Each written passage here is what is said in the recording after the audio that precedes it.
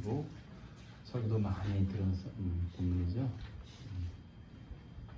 그래도 하나님 참 좋아하셔서 선의 감동이 개개인마다 달라요. 그래서 똑같은 본문을 가지고 설교를 해도 은혜가 다르고 내용이 다르고 싶다고 하는 게 정말 놀라운 하나님의 본문입니다.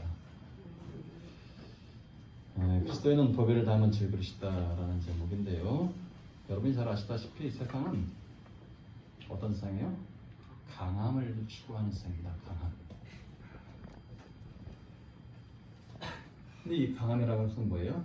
곧 힘을 의미하죠. 힘.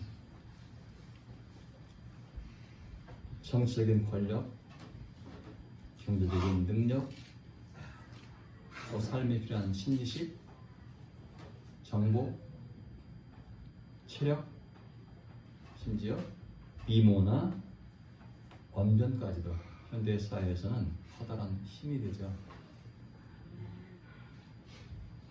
그래서 TV 보게 되면은 예능이 거기에 나오는 사람들이 순간적인 기지와 말을 가지고서 하는 것 때문에도 그들은 그야말로 인기를 누리고 힘을 갖습니다. 그리고 이런 힘의 요소를 많이 지닌 자가 결국 뭘 거머쥐어요? 부를 거머쥐어요. 재물을 창출할 수 있는 그런 능력이 된다는 거죠. 능력이 된다는 거죠. 그래서 현대사회에서는 큰 힘을 발휘하면 발휘할수록 그 사람이 엄청난 부를 소유하게 됩니다. 심지어 공산국가에서도 그래요. 그래서 사람들은 단시간에 이 커다란 힘을 가져다주는 정치에 많이 뛰어들죠. 또 자신의 힘으로 안 되니까 그 정치적인 권력을 가지고서 재벌가와 사돈을 냈습니다. 그런데 요즘 큰 부를 거머쥐려고 하는 행태가 여기저기서 나타나고 있죠. 얼마 전까지 아파트 갭 투자 열풍이 불어가지고 어떤 사람은 1000몇 채를 가진 사람도 있어요.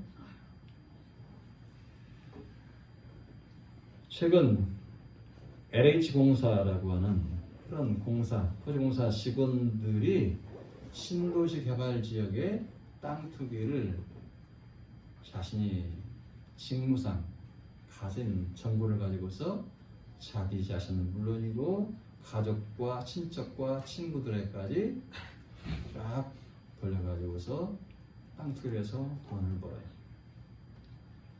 바로 이런 것들도 그런 커다란 부를 지려고 하는 행태의 하나일 것입니다. 문제는 그런 노력이 정당하지 않고 부정한 짓이다라고 하는 거죠. 현대사회에서는 자신의 안정된 노후를 위해서 그런 부당하고 부정한 짓을 저지르는 것쯤은 아무렇지도 않게 생각하는 기류가 어느새 퍼져가고 있습니다. 그런 와중에 우리 예수 믿는 사람들조차도 알게 모르게 그러한 일에 많이 연루되게 되었다고 하는 것이 참으로 가슴 아픈 일입니다. 요 몇 년 사이에 큰 힘을 거머쥐려고 하는 정치적인 투쟁 현장에도 예수 믿는 사람들이 우우하고 몰려다니는 것을 봐요. 답답한 현실의 문제를 그나마 힘으로나마 속 시원하게 한번 해결해 보겠다는 생각을 가지고 있는 것 같아요. 여러분, 왜 예수 믿는 사람들조차도 큰 힘을 추구하고 권력을 쟁취하려고 들고 엄청난 부를 거머쥐려고 하는 그런 세상의 기류에 휩쓸릴까요? 그 이유는 세상에 자랑거리를 갖고 싶고요. 세상으로부터 큰 영광을 취하고 싶지만 그런 것들을 취하기에는 자신이 미약하고 자신의 힘으로 문제를 해결하기에는 능력이 턱없이 부족하다고 알기 때문에. 왜냐하면 세상은 누가 봐도 인정할 만한 자랑거리나 큰 힘과 능력을 지닌 자를 쳐주기 때문입니다. 인정하기 때문에. 그래서 부정하고 비리를 저지른 그런 사람들조차도 그것이 탄로날 그때뿐이에요. 지나고 나면 그 돈의 힘으로 싹 묻어버려요. 처음에는 줄 것 같이 막 우가 떠들지만 나중에 지나고 가면은 다 묻혀버려요.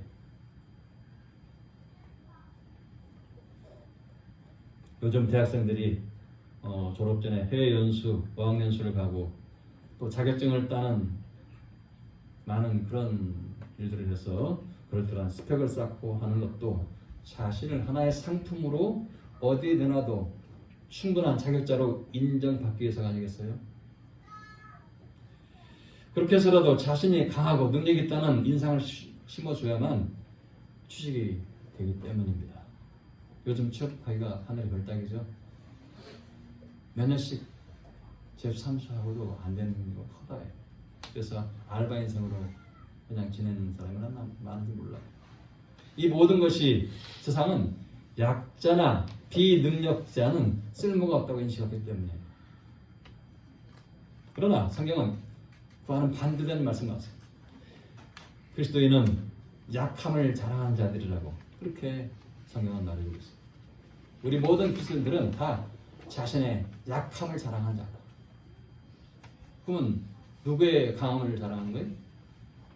하나님의 강함, 하나님의 능력을 자랑하고 자신은 약함을 자랑합니다. 그러니까 자신의 약함을 인정하고서 세상살이를 시작하는 사람들이 바로 우리 그리스도인다라고 말할 수 있어요. 그리스도는 사도 바울처럼 세상의 자랑거리를 배설물 해요. 그렇게 살기로 작정한 사람들. 자신의 약함을 인정하고 자신이 가진 조그만 능력마저도 배제한 채 오직 주님의 그 강함과 주님의 능력만으로 이 세상을 살아가는 자들이 바로 우리 그리스도인이라고 하는 말씀이 바로 성경의 내용이에요. 아니 그렇게 살아가려고 작정하고 살아가야만 하는 것이 우리 그리스도인들의 숙명이고 올바른 자세라고 하는 거예요. 그리스도인은 우리는 하나님의 영광을 아는 빛을 비추어주는 복음을 우리 마음에 받아들이고 믿게 됨으로써 비로소 주의 영, 성령이 우리 안에 거하게 된 자들입니다. 오늘 본문 1절에서도 사도 바울이 이렇게 말해요. 우리가 하나님의 사랑으로 이 직분을 받았으므로 우리는 낙심하지 않는다.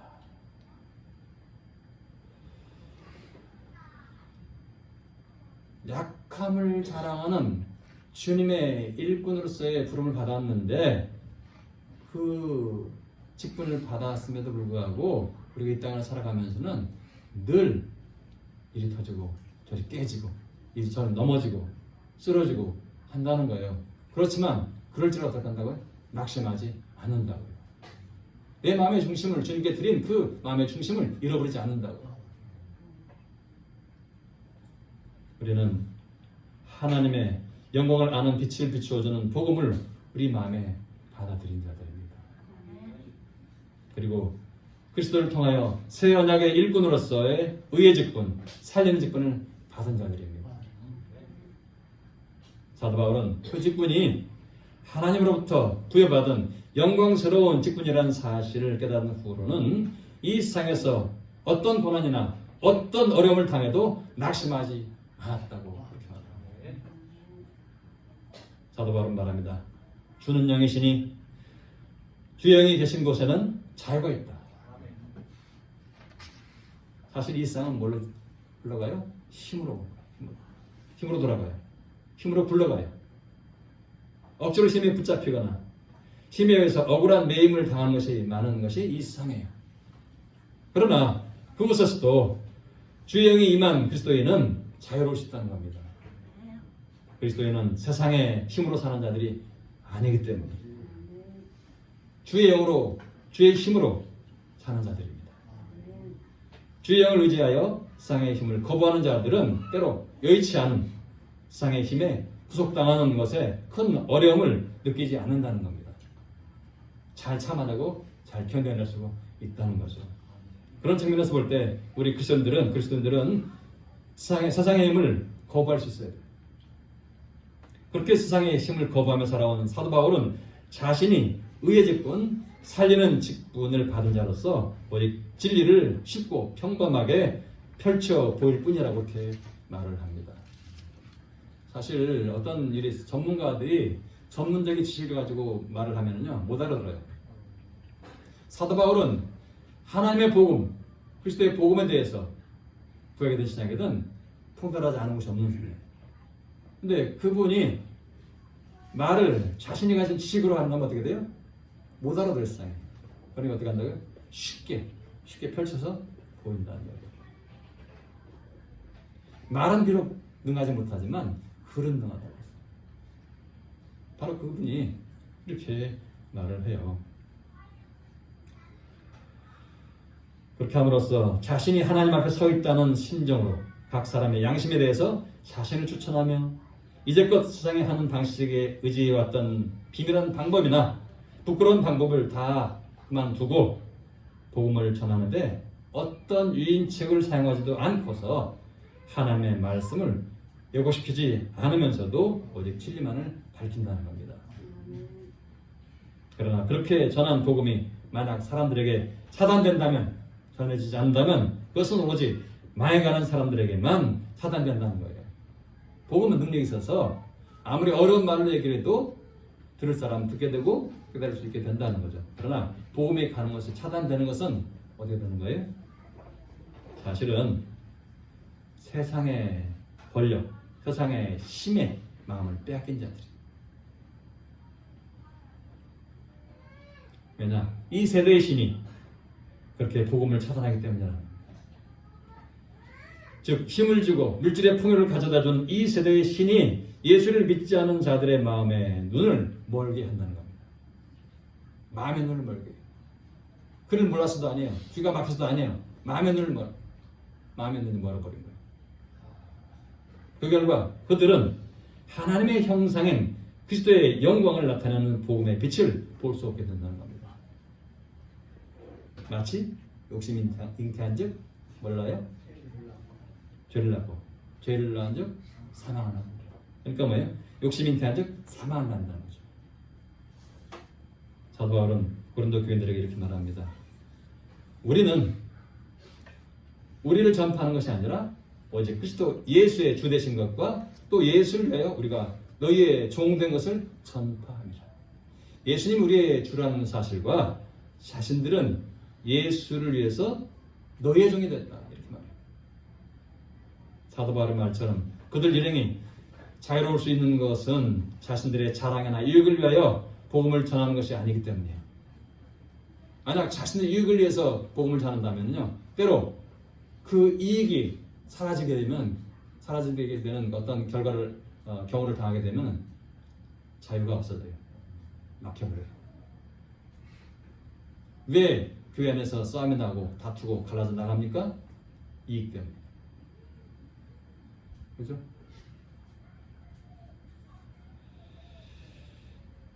전 바울 일행은 오직 그리스도 예수가 주라는 사실을 전하고 있으며 그 예수를 위해서 자기들이 고린도 교회 교인들의 종이 된 것처럼 고린도 교인들을 섬기고 있다는 겁니다. 사도 바울이 그렇게 하는 이유가 어디 있다고요? 바로 세상을 창조하실 때 어둠 속에서 빛이 있으라 말씀하신 그 하나님께서 예수 그리스도의 얼굴에 나타난 하나님의 영광을 아는 지식을 우리에게 주시기 위해서 우리 마음에 그의 빛을 비추셨기 때문에 하나님의 빛을 비추셨다는 겁니다. 그래서 우리가 그 사실을 깨닫고서 그와 같은 복음 전파의 삶을 살고 있다라고 하는 것이 바로 사도 바울의 설명입니다. 자신들은 비록 질그릇같이 연약한 존재이지만 그리스도가 하나님의 형상이라는 사실과 그분을 믿어서 의롭게 되어 영원한 생명을 얻었다는 사실을 아는 보배로운 지식을 자신들 안에 갖게 되었다는 겁니다. 그리고 그 복음의 지식은 하나님의 커다란 능력을 가져다 주지만 자신들은 결코 그 능력을 갖고 있지 않다는 사실을 알게 하려고 지금 그리스도의 복음만을 충실하게 전하고 있다고 하는 말씀입니다. 그러니까 만약 하나님의 크신 능력을 성도들이 사용하고 싶다면은 오직 그리스도의 복음의 능력을 의지하라고 하는 말씀이에요. 사실 그 당시 사도 바울 일행은 그리스도의 복음을 전하면서 세상으로부터 엄청난 박해를 받았죠. 죽음의 위협을 수도 없이 겪었고요. 세상으로부터 억울한 일도 참 많이 당했어요. 매도 39대를 몇 번씩 맞았다고.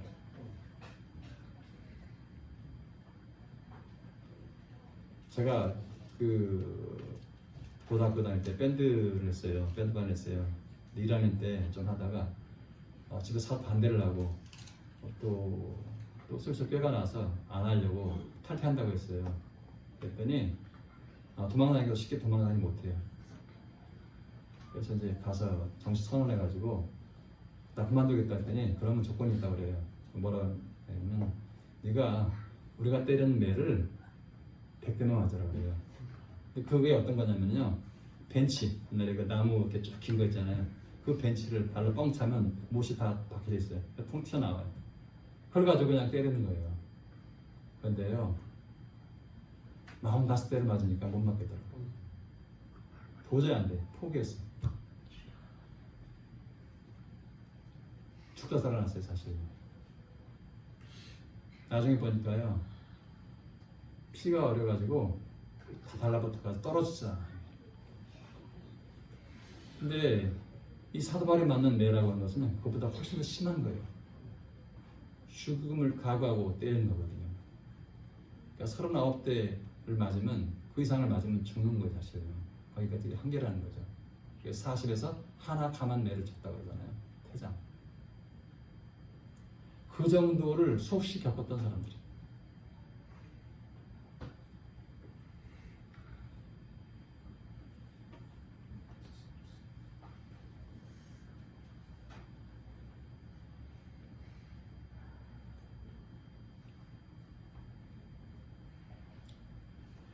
그들이 어떤 고난에도 그렇게 견딜 수 있는 것도 다 하나님의 능력 때문이었죠. 자신들의 힘으로는 어림도 없지만 하나님께서 견딜 수 있도록 능력을 주시고 그들과 함께 하시기 때문입니다. 사도 바울은 8절 이하에서 자신이 당한 것을 이렇게 토로해요. 우리가 사방으로 우겨싸움을 당해도 쌓이지 않으며 답답한 일을 당하여도 낙심하지 아니하며 박해를 받아도 버림받지 아니하며 거꾸로 뜨림을 당하여도 망하지 아니하고. 자, 현실은 사방으로 우겨싸움을 당했는데도 불구하고 쌓이지 않은 것처럼 느낀다는 겁니까? 누가 함께 하시기 때문에? 주님이 함께 하시기 때문에. 어떤 답답한 일에도 복음을 향한 열정과 초심을 잃지 않았다는 겁니다. 세상 사람들로부터 엄청난 박해를 받아도 자신들은 주님으로부터 버림을 받는 것으로 생각되지 않는다는 거예요. 우리는 주여 나를 버리십니까? 라고 하겠죠. 아니라는 겁니다. 심지어는 거꾸로 뜨림을 당해도 결코 망하지 않는다는 일념으로 살고 오로지 복음을 전하겠다고 하는 생각에서 그 생각에는 변함이 없고 주를 향한 믿음에 끝도 없었다는 거죠. 그래서 복음을 전하는 길에는 항상 자기들의 몸에 예수의 십자가 죽음을 짊어지고 이리저리 옮겨 다닌다는 각오를 가지고 살았다는 겁니다. 그렇게 그들이 하는 이유가 뭐라고요? 예수의 생명이 죽을 그들의 몸에 나타나게 하기 위해서요. 자기들이 죽어도 그들의 몸을 통해서, 그들의 육신의 죽음을 통해서 뭐가 나타나요? 주님의 생명이 나타나요. 예수 생명이 나타나고 있어요.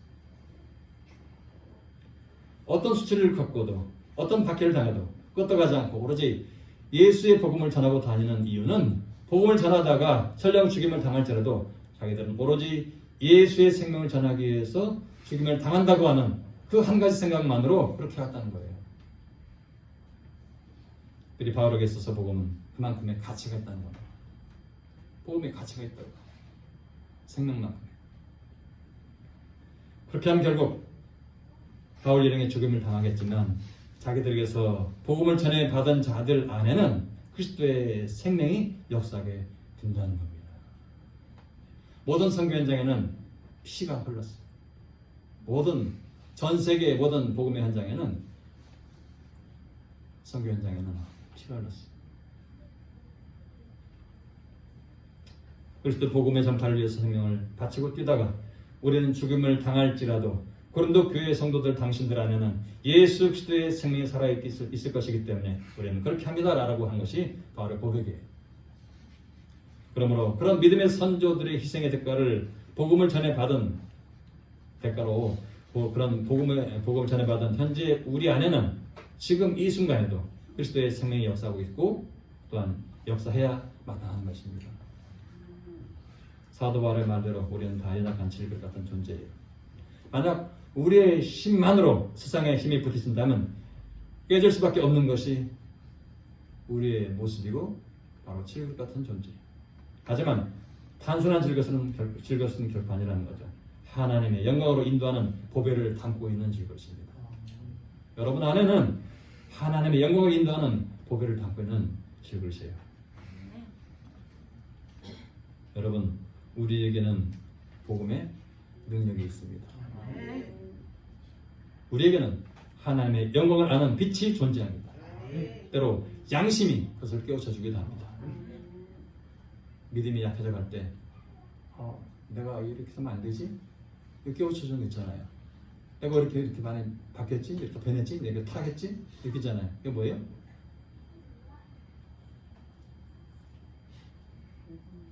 하나님의 영광을 아는 빛이 존재하면서 우리의 것을 깨닫게 해주는 거예요. 무엇보다도 우리 안에는 주님의 영이 함께하고 있습니다. 주의 영은 우리에게 세상의 힘에서 벗어날 자유를 가져다 주었습니다. 그러므로 우리가 그리스도 안에 있는 한 우리에게는 더 이상 이 세상의 힘에 이리저리 끌려다니지 않아도 될 주님의 힘이 주어져 있습니다. 단지 우리가 그 사실을 깨닫고 있지 못하게 있을 뿐이죠. 그러한 주의 힘으로 이 세상을 이겨나가시기 바랍니다.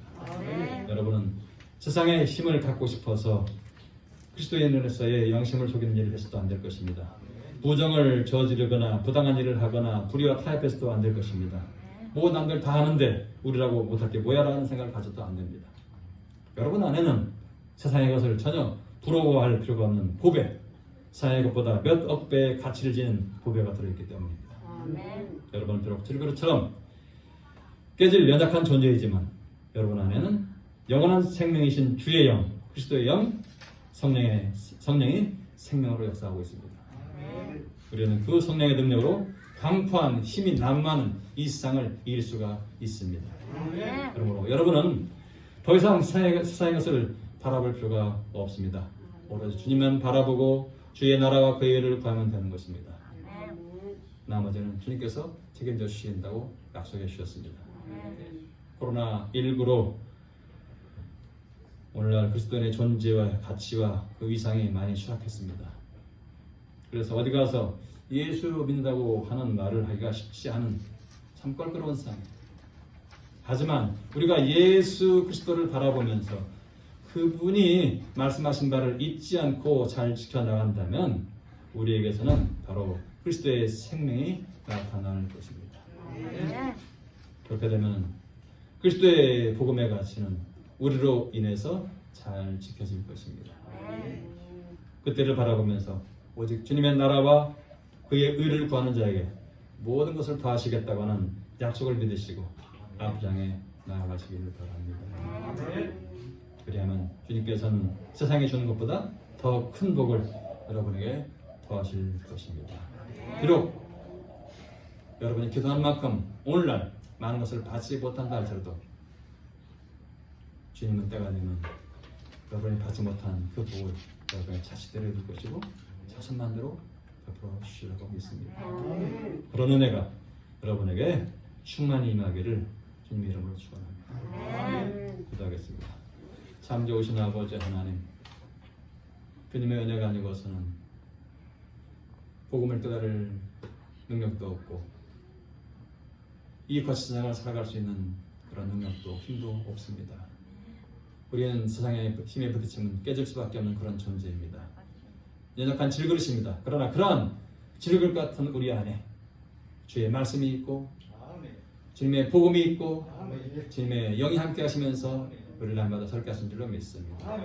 우리가 살아가는 것은 내 힘으로 살아가는 것이 아니라 오직 주님의 힘으로 살아가는 줄로 믿습니다. 우리까지 지켜주신 주님의 은혜가 우리를 감싸고 있으며 주님의 능력이 우리를 부어하고 있으며 언제나 우리의 모든 앞을 차고로 헤쳐나갈 수 있도록 주께서 인도하실 줄로 믿습니다. 주님, 우리에게 힘을 더하여 주시되 이 세상의 힘이 아니라 주님의 힘을 더하여 주시옵소서. 주님의 능력을 더하여 주시옵소서. 주님의 지혜를 더하여 주시옵소서. 주님의 권능을 더하여 주시옵소서. 그래서 그 지혜와 능력으로 살아가도록 인도하여 주시옵소서.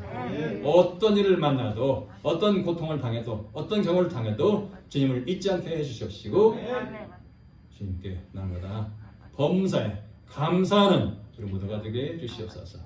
예수 그리스도 이름으로 기도합나이다. 아멘.